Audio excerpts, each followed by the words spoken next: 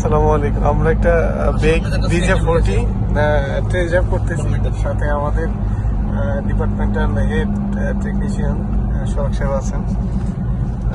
BJ40 এটার সামনে আবার একটা লোহার বাম্পার লাগানো আছে, ড্রাইভার সাহেব আমাদের পিছনে আছেন।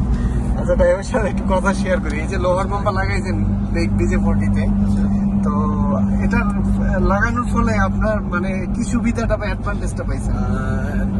মানে একটু আমি সেট টাইপ আছি। এই পর্যন্ত সামনে থেকে মানে সিএনজি বা রিক্সা মারেছে কোনো আমার ক্ষতি হয় নাই, কিংবা বাম্পারটা ভারী কারণে কোনো স্কেচ পড়ে নাই আমার। আচ্ছা আচ্ছা, জাস্ট একটু মানে যেটা না পড়লে নয় সেটা পড়ছে আর কি, মানে ওটা তো বোঝা যাচ্ছে না। আর পিছনতে যে বাম্পারটা লাগাইছে, এই বাম্পারে মানে প্রাইভেট এবং 2-3টা লাগাই দিচ্ছে।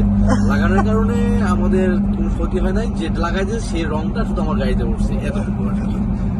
মানে এটা একটা এক্সপেরিয়েন্স আর কি। 2-3টা গাড়ি লাগানোর পরেও ওই গাড়িগুলোর ক্ষতি হয়েছে, বাট আপনার গাড়িতে কোনো ইম্প্যাক্টই পড়ে না। মাশাআল্লাহ, কোনো স্কেচ বা কিছু পড়ে নাই আর কি। তা আমরা এই ক্ষেত্রে আমি বলতে পারি যে মানে বাম্পার গাড়ি সবথেকে মানে হার্ড আর কি। এটা আসলে কেন আমরা বলি যে এটা চায়না আর্মিরা ইউজ করে এবং রাশিয়ার আর্মিরাও ইউজ করতেছে, এবং অনেকগুলা কান্ট্রিতে সেনাবাহিনী এটা ইউজ করতেছে গাড়িটা, বেগ BJ40। তো এটা কত যে স্ট্রং বিল্ড কোয়ালিটি, একবারে প্র্যাকটিক্যাল যারা চালায় তারা অবগত, আর যারা এটা সুবিধা পাইছে তারা অবগত। আমরা এর জন্যই বলি বেগ BJ40 প্লাস হচ্ছে গিয়ে কি বলা যায়, রেডবুল। আচ্ছা, alright. আচ্ছা জি, আসসালামু আলাইকুম।